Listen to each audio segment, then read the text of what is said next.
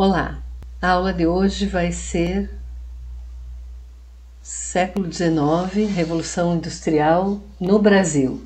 Mas para isso nós vamos retornar um pouquinho sobre Revolução Industrial geral.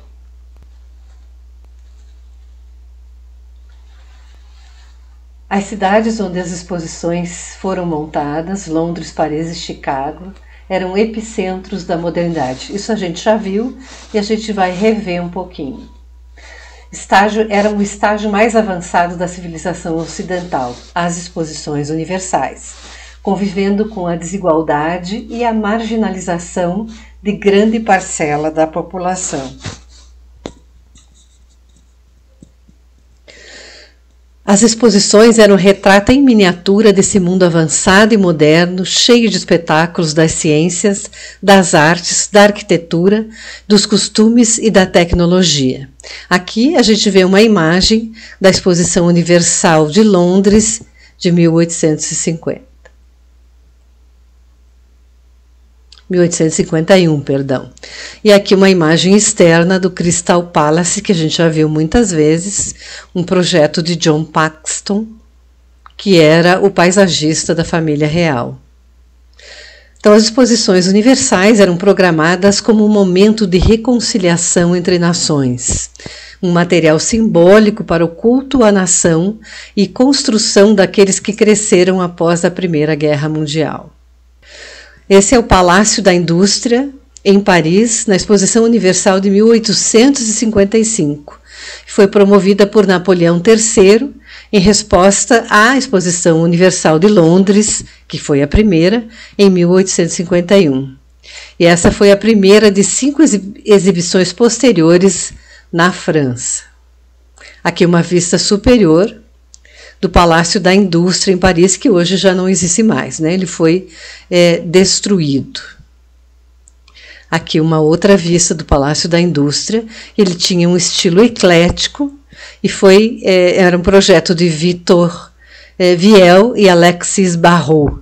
Foi destruído em 1896 para dar lugar aos Grand e Petit Palais, que hoje estão lá presentes em Paris. Outra imagem do Palácio da Indústria, e aqui, hoje, onde estão o Grand Palais e o Petit Palais, em Paris, hoje existentes.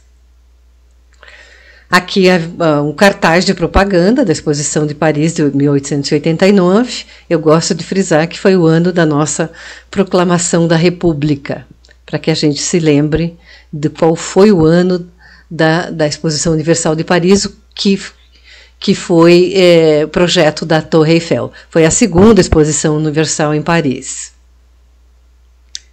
As exposições universais condensaram o que o século XIX entendeu como modernidade, o progresso construído sobre a ciência e a indústria, a liberdade entendida como livre mercado e o cosmopolitismo baseado na ideia de que o conhecimento humano e a produção seriam transnacionais e seriam sem limites. Aqui nós vemos as várias fases de construção da Torre Eiffel, de 10 de agosto de 87 até 12 de março de 89, quando foi aberta a segunda exposição universal em Paris. A segunda de Paris, né? Aqui em 10 de outubro de 87, né? A sequência da construção, e aqui em 12 de março de 89, pronta já. Está aqui a Torre Eiffel já pronta, né, para abertura, e aqui durante a feira, né, aqui os barcos passando e vendo todas as outras atrações da feira, inclusive a própria torre.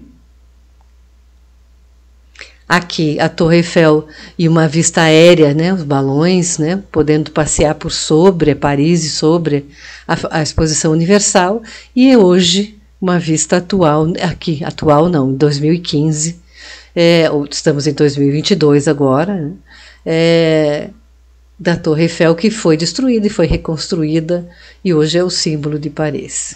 Aqui a Exposição Universal em 1893, a Exposição Universal de Chicago.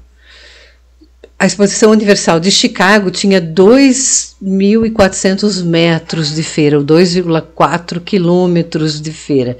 Aqui um dos cartazes de propaganda da feira. Chicago dos dias de hoje, né? A metrópole do oeste americano.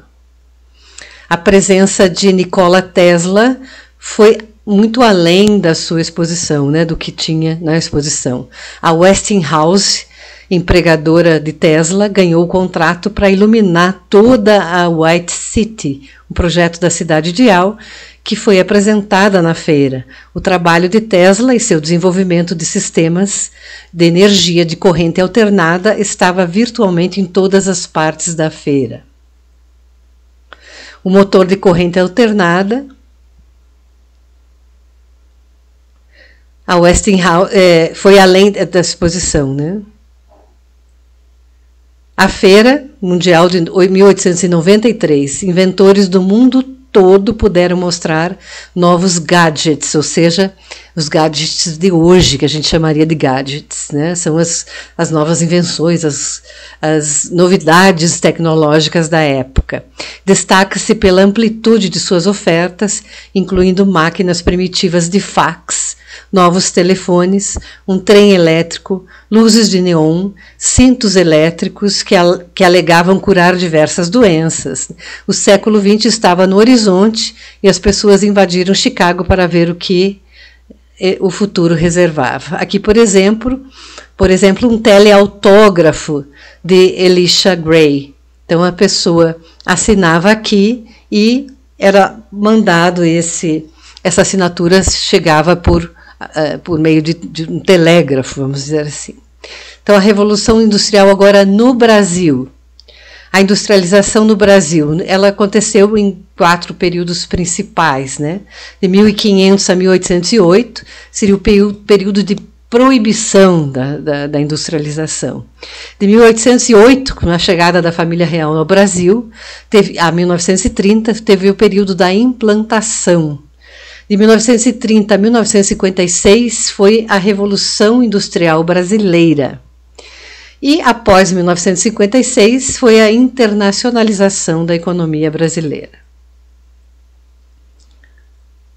Em 1808, a família real portuguesa, com a chegada da família real portuguesa ao Brasil, Dom João VI revoga o alvará, abre os portos ao comércio exterior e fixa taxa de 24% para mercadorias estrangeiras, 15% para as mercadorias inglesas e os produtos importados 24%, exceto para os portugueses que foram taxados em produtos portugueses foram taxados em 16%. Em 1844, o então ministro da Fazenda Manuel Alves Branco decretou uma lei, a Lei Alves Branco, que com a ampliação das taxas de importação para 20% sobre produtos sem similar nacional. Então, baixou de 24 para 20 aqueles que não tinham similares nacional. Isso era um protecionismo, né, para melhorar a industrialização brasileira. E 60% sobre aqueles com similar nacional, ou seja, bastante protecionismo. Assim, algumas atividades industriais do país foram protegidas. Em 1846, a indústria têxtil obtém incentivos fiscais. As matérias-primas necessárias à indústria do país recebem isenção das taxas alfandegárias, ou seja, poderiam importar os insumos sem pagar impostos de importação. A industrialização no Brasil ainda. A escravidão ainda estava presente no começo, né? Faltavam trabalhadores livres e assalariados para constituir a base de um mercado consumidor, ou seja, não havia gente suficiente para consumir e incentivar essa indústria, né? As elites enriquecidas pelo café ainda não estavam dispostas a investir na indústria, enquanto havia a escravidão. A segunda fase, de 1850 a 1930. 1850, a proibição do tráfico de escravos. Aí sim, os capitais aplicados, que eram aplicados na compra de escravos, ficam então disponíveis e parte desse capital passam a ser aplicados no setor industrial. A cafeicultura. Os imigrantes trazem então novas técnicas de produção de manufaturados e foi então a primeira mão de obra assalariada do Brasil. Um mercado consumidor indispensável ao desenvolvimento industrial, bem como a força de trabalho. 1880 é o primeiro surto industrial. A quantidade de estabelecimentos passa de 200 em 81 para 600 em 1889. E inaugura-se então o processo de substituição de importações. Entre julho de 1914 e novembro de 1918, durante a Primeira Guerra Mundial, a partir da qual constata-se períodos de crise, mas que foram também favoráveis ao nosso crescimento industrial. Agora a nossa arquitetura, né? Arquitetura brasileira. Aqui a gente vê as residências, aqui a arquitetura seria o classicismo brasileiro, né? Mas que seria o Renascimento lá na Europa. Aqui é a nossa herança da arquitetura portuguesa, né? São residências no alinhamento das vias públicas. A calha, vamos dizer, a inclinação da água é para o central. A ocupação total do terreno, não tem recuos laterais, quer dizer, uma casa colada à outra. Tanto as casas urbanas ou rurais. Não há casas com recuo na frente, né? Recuo frontal, ou com jardins laterais. Os jardins vão aparecer no século XIX somente. Então, aqui, uma imagem fotográfica. Outra imagem.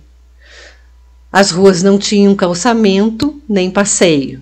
Essa aqui já é uma coisa mais moderna, né? Os passeios. E apenas um frisinho sobra para permitir que passem automóveis. As ruas sem edifícios. Ruas sem edificações, né? Eram estradas, no caso do rural. Não há equipamentos de precisão para fazer isso, né? Os traçados eram feitos com cordas ou estacas. A simetria em formas regulares, ou seja, bem a arquitetura renascentista, pelo menos nas fachadas, né? Lá na Europa. Aqui as janelas simétricas, né? A simetria. Nos sobrados, a área inferior era utilizada geralmente para comércio e a área superior para moradia. Então, comércio aqui na área inferior e a área superior, moradia. A cor predominante era o branco. A adoção da eira e da beira, que a gente já vai ver melhor o que significava a eira e a beira, fator que diferenciava as diferentes classes sociais, pois quem tinha maior poder aquisitivo ornamentava mais a sua residência. Uma foto antiga. Aqui é uma cidade litorânea, a maré enchia, levava o lixo todo, né, jogado aqui na rua, levava para o mar de volta. Aqui quando enchia demais.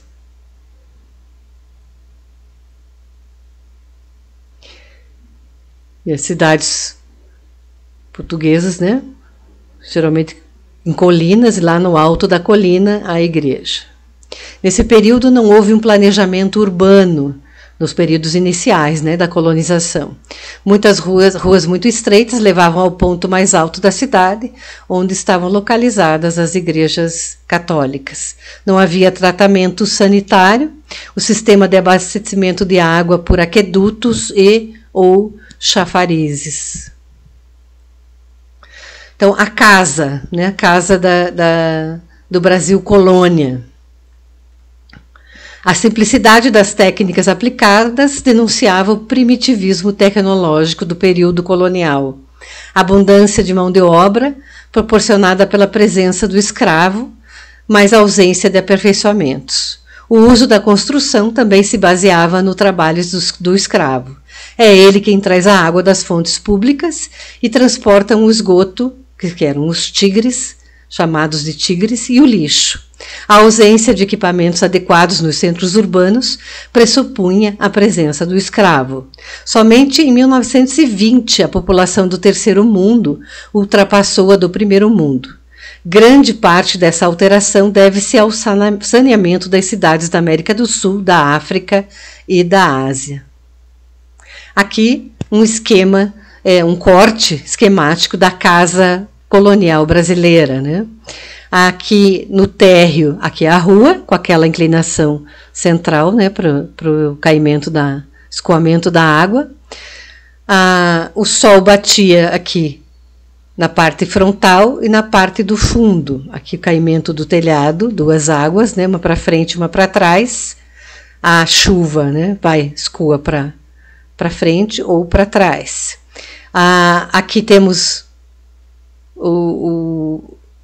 uma loja embaixo, né? A parte a parte térrea é a parte comercial, um quintal somente nos fundos. Aqui temos um salão, né, frontal, uma sala da família, né, na parte dos fundos, e as alcovas são centrais e não tem ventilação nenhuma, sem luz aqui, as alcovas. Então aqui é a planta, aqui a gente tem a loja, toda a parte do térreo, né, aquele quintalzinho lá do fundo, um corredor de passagem para lá, a escada que dá acesso aqui à parte superior, aquele salão frontal, as alcovas sem luz nenhuma, sem ventilação nenhuma, e aquele salão onde a família se encontra, né, tem cozinha, comedor e tal, né. Aqui os 6 cozinha e serviços, aqui no 5 é um comedor, né, uma grande sala onde a família se encontra. E as casas maiores, os exemplares mais ricos, na verdade é só uma multiplicação dessa casa menor. Mas as alcovas são o maior número de alcovas, um corredor central, continua não tendo ventilação nenhuma. Aqui o telhado das duas águas, mostrado aqui, quando ela é térrea, quando ela é superior é aquele comércio lá embaixo. Aqui outras variações correspondem ao aparecimento de águas furtadas ou camarinhas, né? Aqui, água furtada ou camarinhas, um nome diferente. Mesmo assim colocados de forma a evitar a necessidade de rufos ou calhas. Tem beirais, né? Aí, nesse caso, às vezes pode ser que as câmaras, né, ou as alcovas tenham camarinha por isso, né? Porque são as câmaras ou alcovas tenham alguma ventilação. Aqui imagens dos beirais e dos telhados. Os escravos curvando aqui, né? Uma das vigas, né? Aqui, ó, galbo, nomes, né? Essa curvatura aqui, ó. Caibro, contrafeito, frechal, cabodá, são nomes diversos para essas coisas, né? O beiral, a parte que sai aqui da parede, né? Cachorro, essa parte aqui. Beirais e telhados, outras nomenclaturas. A testeira, quando tem esse frontão aqui, para esconder essa parte aqui do telhado, para dar um acabamento. Embolsamento, né? O acabamento aqui dessa telha, capa-canal, essa telha se chama capa-canal, que eram feitas às vezes na coxa do escravo, né, moldada. Tabeira, né, essa frente aqui. Testeira ou tabeira, né? Tabeira aqui é a mesma coisa. Então, eira era o termo, né, termo eira, vem do latim, area, que significa área, pedaço de terra que os dicionaristas enfatizam como sendo um espaço geralmente plano, com um chão duro, né, de dimensões variáveis, de modo que a origem da eira está ligada originalmente ao surgimento da agricultura. O que chamamos de eira nem beira, né, essa pessoa não tem eira nem beira, surgiu antes de 1500 em Portugal e significa o que chamamos de terreiro, né, a eira, a eira, né? O termo eira tem 2 significados. O primeiro dos 3 arcabouços do telhado das casas e igrejas de pessoas ricas, bem como o local do tipo, secador de cereais, etc., e o terreiro de chão batido que cerca as casas e os engenhos. Então, o que acabou caindo na nomenclatura popular, né? Eira, que significa dinheiro, quer dizer, a primeira, essa aqui, a primeira. A beira significa terra, né? E a tribeira, poder. Na verdade, é isso aqui. O primeiro é a beira é essa, beira, do beiral. A eira seria a segunda e a tribeira, essa aqui. Quem tinha tribeira na casa tinha muito dinheiro, ou mais dinheiro do que os outros. Então, quem tinha dinheiro gostava de fazer a tribeira também para mostrar que tinha mais dinheiro. Beirais, alguns tipos de beirais e telhados. Aqui um tipo de tesoura de linha suspensa, um tipo de tesoura francesa, tesoura clássica ou palladiana, né, Palladio, Andrea Palladio, arquiteto do Renascimento italiano, tesoura de Santo André, essa daqui, e tesoura romana, a mais comum, mais utilizada aqui no Brasil, por exemplo, hoje em dia. Alguns tipos de técnicas construtivas agora. Alvenaria, técnica de confecção de muros utilizando tijolos, lajotas ou pedras de mão aglutinados entre si por meio de uma argamassa. Muito comum, mais utilizado no Brasil. No Brasil colonial, as argamassas mais utilizadas eram com cal, areia e barro. Hoje é cal, areia e cimento, né? Adobe. Lajota de barro era de 20 por 20 por 40, compactada manualmente em formas de madeira, postas a secar à sombra durante certo número de dias e depois ao sol. O barro deveria conter dosagem correta de argila e areia para não ficar nem muito quebradiço, nem demasiadamente plástico. Para melhorar sua resistência, pode-se acrescentar fibras vegetais ou estrume de boi. São assentadas com barro e revestidas com reboco de argamassa de cal e areia aqui. Aqui tem formas, né? E uma formazinha de madeira preenchida com a receita aqui e são deixadas secadas ao sol. Tijolo cerâmico, muito similar ao adobe, né? As dimensões são menores e são cozidos ao forno em vez de secar ao sol.